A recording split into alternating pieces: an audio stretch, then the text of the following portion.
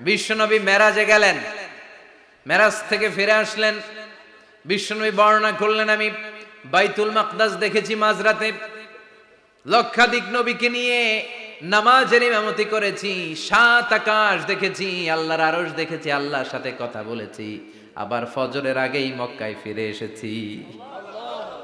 সবাইকে খাইছে খাইছে, মুহাম্মদের মাথার তার ছিঁড়ে গেছে, নাউজুবিল্লাহ পড়ে। আবু জাহেল, উতবা, সাইবা সবাই মিলে একটা সুযোগ পেল, বলল এতদিন আমরা আবু বকররে বুঝাইতে পারি না, আজকে মুহাম্মদ যে গাঞ্জাখুরি কথা বলে এটা বললে আবু বকররে আমাদের দলে নিয়ে আসা যাবে। সবাই সাইয়েদনা আবু বকরের কাছে যায়, যে বলে আবু বকর জানো নাকি তোমার নবী নতুন কথা আমদানি করেছে? কি বলেছে আমার নবী? তোমার নবী বলে মাঝরাতে বাইতুল মাকদাস গিয়েছে। বাইতুল মাকদাসে তখন দ্রুতগামী ঘোড়া দিয়ে ছুটলেও যেতে লাগে 15 দিন। অ্যাবাউট টার্ন কাম ব্যাক, ফিরে আসতে আরো 15 দিন, মোট কয় দিন? 1 মাস, যেতে আসতে 1 মাস।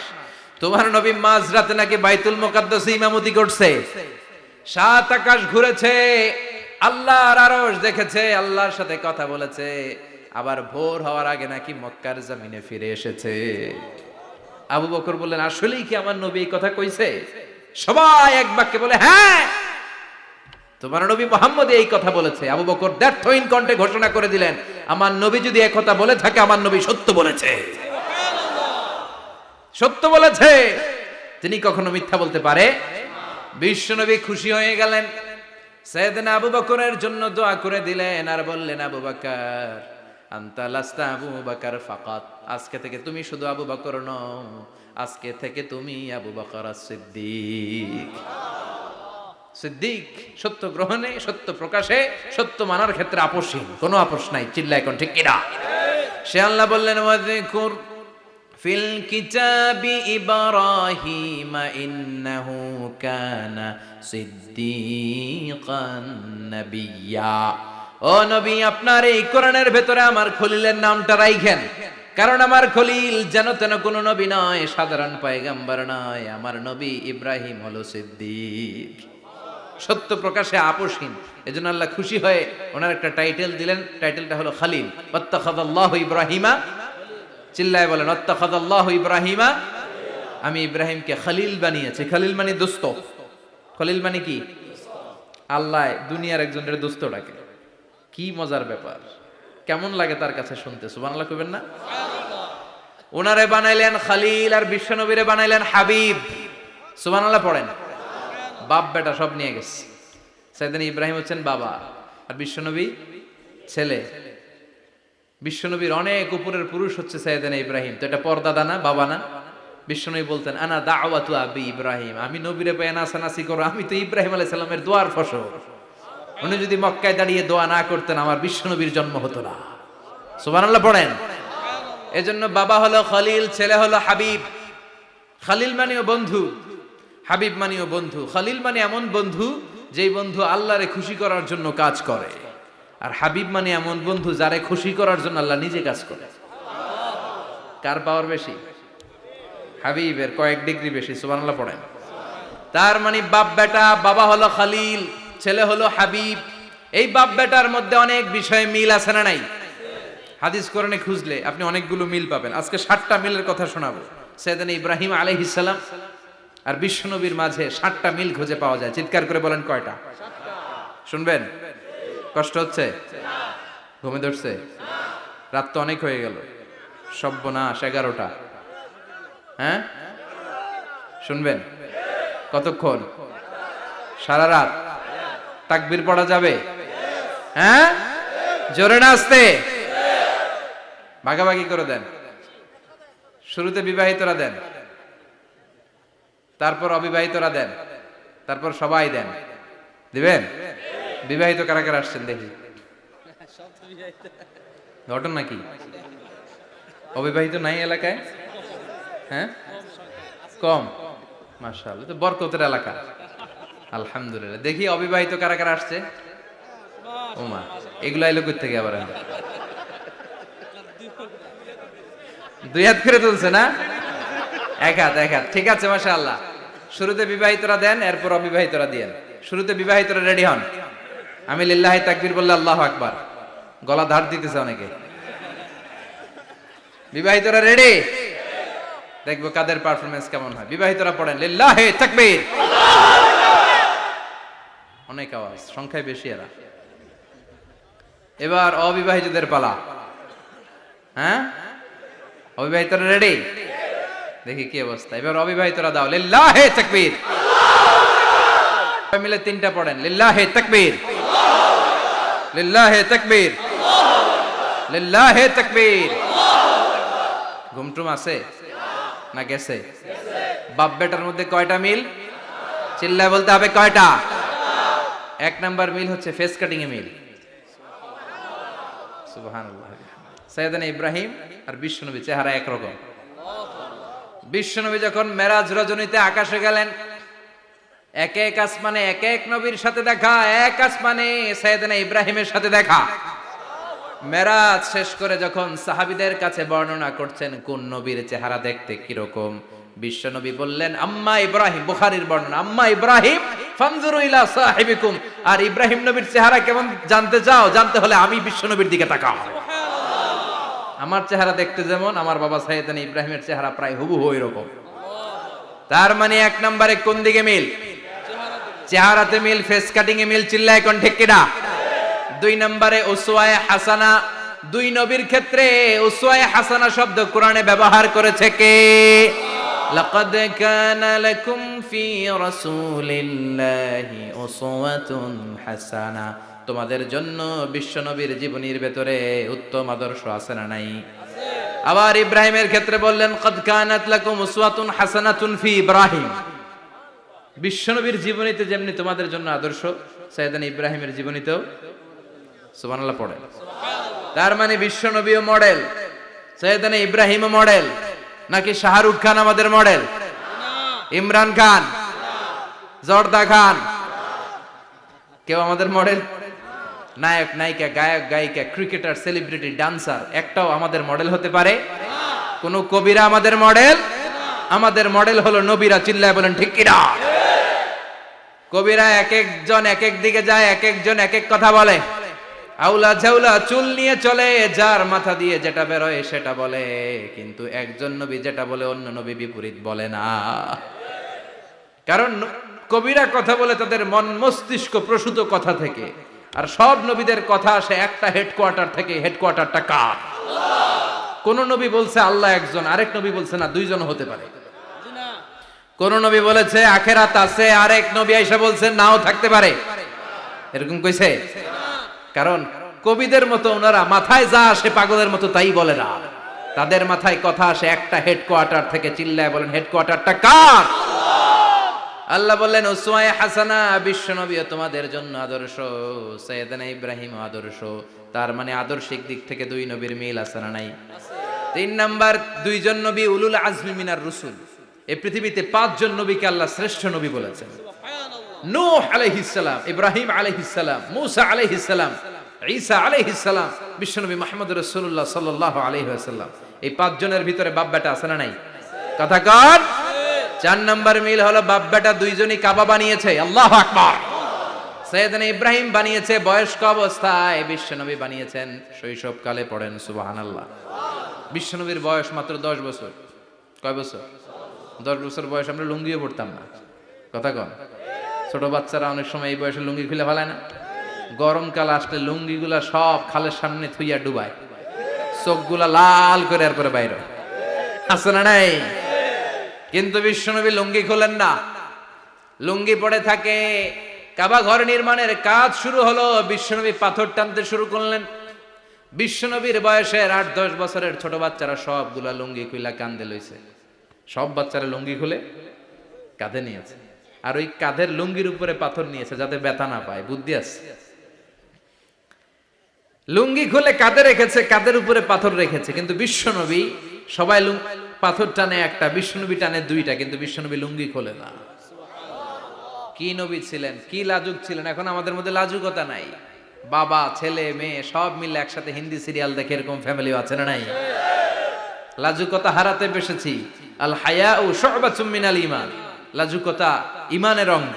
ইযা লাম তাস্তাহি ফাসনা মা শি'তা। যখন তোমার লজ্জা থাকবে না, তোর যা মন চায় তুই তাই করতে পারবি। লাজুকতা আমরা হারাতে বসেছি, কোনো ক্ষেত্রে আমাদের লাজুকতা নাই।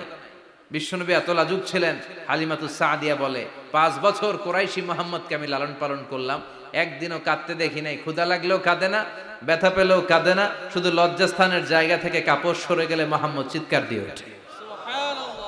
কি লাজুক ছিলেন বিশ্বনবী। পাথর টানে কিন্তু লুঙ্গি খোলে না। আশেপাশের বন্ধু বান্ধব সব লুঙ্গি খুলে টানতেছে। চাচা আবু তালেব দৃশ্যটা দেখলেন, কিরে সবাই লুঙ্গি খোলা, এটা লুঙ্গি ছাড়া কেন? এটার গায়ে তো লুঙ্গি আছে। বিশ্বনবী ডেকে বললেন, মুহাম্মদ লুঙ্গি খোলো। কি খোলো? সবাই খুলছে, তুমিও খোলো। তুমি কাঁধে ব্যথা পাবে, কাঁধে লুঙ্গি রেখে পাথর টানো। বিশ্বনবী বললেন, না আমি ব্যথা পাই না, আমি লুঙ্গি খুলবো না। চাচা বলল, আরে ছোট মানুষ, সমস্যা নাই, খোলো। গোছা ধরে টান দিবে, টান দেওয়ার আগে বিশ্বনবী বেহুশ হয়ে জমিনে পড়ে যায়। লুঙ্গি খোলা আর হয় নাই। বিশ্বনবীর লজ্জাস্থানও কেউ দেখে নাই। আল্লাহু আকবার। তার মানে কাবা ঘর নির্মাণের দিক থেকে বাপ বেটার মধ্যে মিল আছে না নাই? সাইয়েদনা ইব্রাহিম কাবা বানালেন বয়স্ক অবস্থায়, বিশ্বনবী বানালেন শৈশবকালে। পড়েন সুবহানাল্লাহ।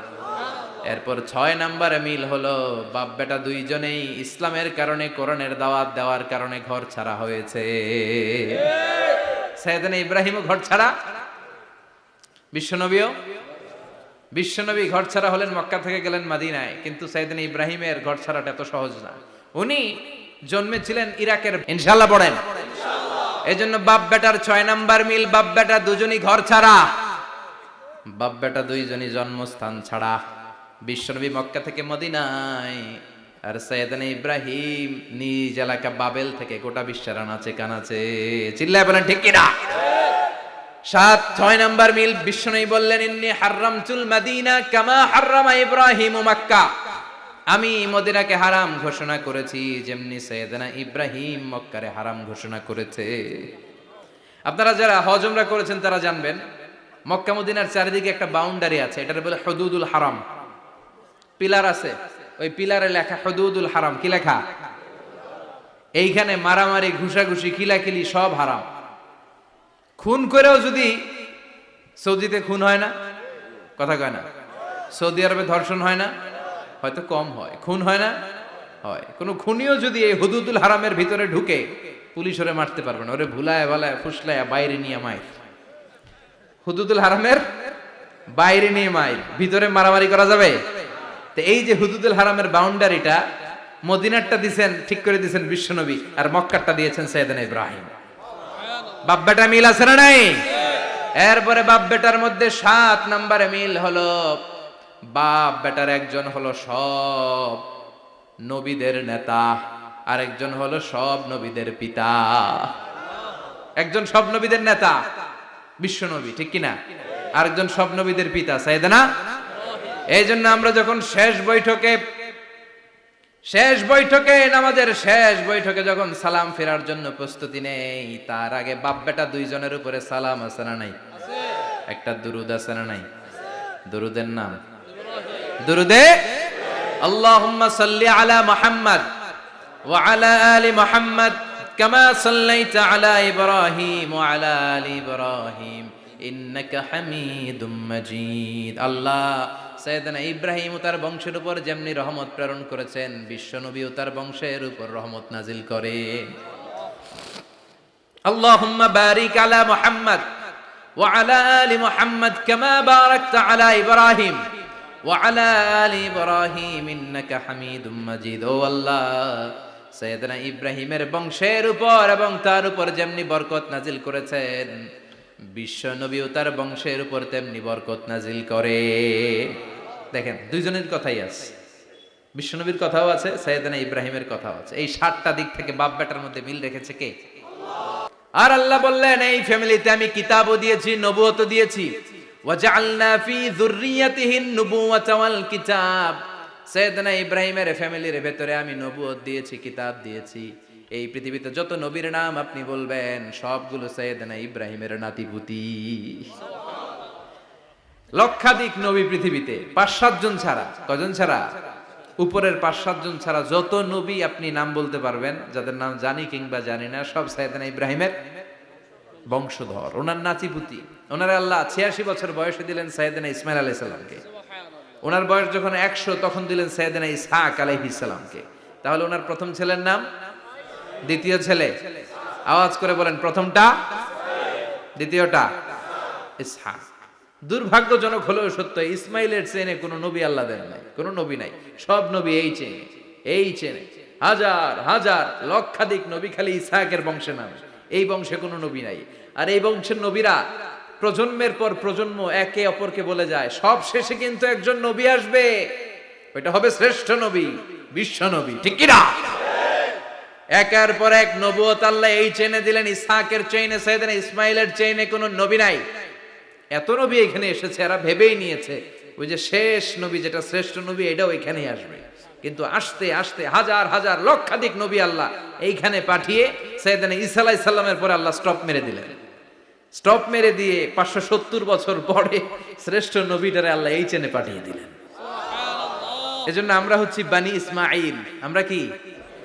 বিশ্বনবী হচ্ছেন বানি ইসমাইল, বিশ্বনবী কি? আর এরা হচ্ছেন বানি Israil. Changing the leadership from বানি ইসরাইল টু বানি ইসমাইল। এজন্য অহংকারকারীদের পরিণাম শুভ হয় না। এরা নবী পেতে পেতে এই প্রজন্ম অহংকারী হয়ে উঠেছিল আর গালি দিচ্ছিল এই চেইনটা আটকুরা চেইন, নবী আসার দিক থেকে এই চেইনে কোনো নবী নাই, সব নবী এই চেইনে আমরা পাই, আর শ্রেষ্ঠ যে নবীটা আসবে সেটাও এই চেইনে আসবে। আল্লাহ কয় না, আমি খেলা উল্টায় দিব, সব নবী এখানে পাঠালেও শেষ নবী আমি এখানে পাঠাবো না। শেষ নবী আল্লাহ তাআলা সাইয়েদনা ইসমাইলের চেইনে পাঠিয়ে দিয়েছেন। চিৎকার করে পড়েন আল্লাহু আকবার। পৃথিবীর সর্বশ্রেষ্ঠ তিনটা ধর্ম, ইহুদিবাদ, খ্রিস্টবাদ আর ইসলাম, এই তিন ধর্মের উৎপত্তি হচ্ছে সাইয়েদনা ইব্রাহিম থেকে। এজন্য এই তিনটা ধর্মকে একসাথে বলে আব্রাহামেটিক ফেইথ, কম্পারেটিভ রিলিজিয়ন। তুলনামূলক ধর্মতত্ত্ব নিয়ে যাদের পড়াশোনা আছে তারা জানবেন এই তিনটা ধর্মই আল্লাহর দেয়া। কিন্তু ইহুদিবাদ আর খ্রিস্টবাদ আল্লাহর দেয়া শরীয়তের উপর চলতে পারে নাই, শুধু চলতে পেরেছে ইসলাম। চিল্লা এখন ঠিক কিনা? এই জন্য প্রতি নামাজে আমরা বলি গায়রিল মাগদুবি আলাইহিম ওয়ালাদ-দাল্লিন। ও আল্লাহ, যারা মাগদুব মানে ইহুদিরা, তাদের পথে আমরা হাঁটতে চাই না। আবার যারা দল্লিন পথভ্রষ্ট খ্রিস্টানদের পথেও আমরা হাঁটতে চাই না। আমরা হাঁটতে চাই ইসলামের পথে, ঠিক কিনা? আমরা যদি হাঁটতে যেয়ে পথ ভুলে যাই, পথ দেখিয়ে দেয় কে? আমি যদি কোনোদিন পথ ভুলে যাই, হাতছানি দিয়ে কাছে নিও, মমতার বন্ধনে আমায় বেঁধে সব ভুল ক্ষমা করে দিও। চিল্লায় পড়েন আমিন। আল্লাহ বললেন ওয়াজআলনা ফি যুররিয়াতিহিন নুবুওয়াতা ওয়াল কিতাব। আমি সাইয়েদনা ইব্রাহিমের বংশের মধ্যে নবুয়ত দিয়েছি, কিতাবও দিয়েছি। সাইয়েদনা ইব্রাহিম আলাইহিস সালামের উপর কিতাব আছে না নাই? কি নাম কিতাবের? সুহুফ ইব্রাহিম। কোরআনে নাই? আছে না নাই? ইন্না হাযা লাফিস সুহুফিল উলা সুহুফি ইব্রাহিম ওয়া মূসা। সুবহানাল্লাহ পড়েন। অনেক আল্লাহ কিতাব দিয়েছে, নবুয়ত দিয়েছে, সব নবীদের বাবা বানিয়েছে। ওনার উপাধি হচ্ছে আবুল আম্বিয়া। আবার ওনার নামে আল্লাহর কোরআনের ভেতরে 114 সূরার একটা সূরা আছে না নাই? সূরাটার নাম সবাই কোন? আলিফ লাম রা। কিতাবুন আনজালনাহু ইলাইকা লিতুখরিজান নাসা মিনাজ যুলুমাতি ইলান নূর। সুবহানাল্লাহ পড়েন। সূরা ইব্রাহিম, আলিফ লাম রা, কিতাবুন আনজালনাহু ইলাইকা। ওই নবীর নামে কোরআনের ভিতরে সূরা দিয়েছে কে? আল্লাহ। আবার আল্লাহ বললেন, গোলাম জেনে রাখো, উনি তোমাদেরকে মুসলমান নামকরণ করেছেন। তাই ইসলামে যারা অন্তর্ভুক্ত হবে সব মুসলমানদের পিতা আমি আল্লাহ তারা নির্বাচিত করেছি। মিল্লাতা আবিকুম ইব্রাহিম হুয়া সাম্মাকুমুল মুসলিমিন। আওয়াজ করে বলেন, মুসলিম জাতির পিতার নাম কি? আমাদের জাতির পিতা কেডা? সবাই কোন? মনে থাকবে না ভুল করবেন? ভুল করবেন? জাতির পিতা কে? চিল্লায় বলেন, জাতির পিতা কে? মিল্লাতা আবিকুম ইব্রাহিম ওয়া সাম্মাকুমুল মুসলিমিন, যিনি তোমাদেরকে মুসলমান বলে অভিহিত করেছে। আবার আল্লাহ বললেন, ইব্রাহিম সবাইরে তুমি মুসলমান নাম রাখলে, তুমি মুসলমান হও। আসলিম ক্বালা আসলামতু লিরাব্বিল আলামিন, বলতে দেরি, কালিমা পড়ে মুসলমান হতে দেরি নাই। চিল্লায় পড়েন আল্লাহু আকবার। আবার আল্লাহ বলে, আমার নবী ইব্রাহিম এমন নবী, এই নবীর মতো বিনয়ী নবী নাই। ইন্না ইব্রাহিম লাহালিমুন আওয়াহুম মুনীব।